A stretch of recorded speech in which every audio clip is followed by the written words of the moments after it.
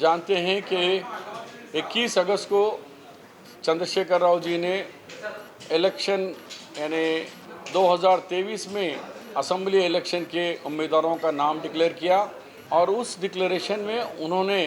कामारेड्डी और गजवेल 2 असेंबली से कॉन्टेस्ट करने का उन्होंने उस उम्मीदवारी लिस्ट में अपना नाम लिखा लिया।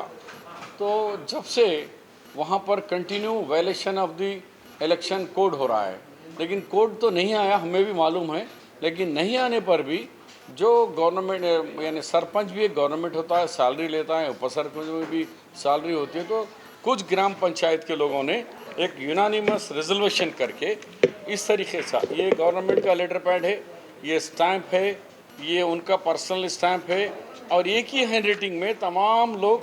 9 ग्राम पंचायत के सरपंच देखिए पूरा एक ही हैंड राइटिंग है, एक ही मैटर है, तमाम लोग दस्तखत करके ये कि हम हमारे गांव में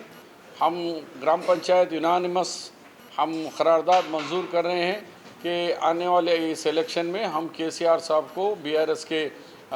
सदर को और सीएम साहब को हम वोट डालेंगे, हम और हमारा पूरा गांव हम उनको डालेंगे। तो ये वोट ऑफ सीक्रेसी के ख़िलाफ़ है और जमहूरियत के ख़िलाफ़ है, इलेक्शन के ख़िलाफ़ है। इलेक्शन और सुप्रीम कोर्ट कहता है कि आपका वोट राज में होना है, सीक्रेट होना है। अगर राज को कोई बाहर करा, आयरन हैंड से उसे कुचल दो,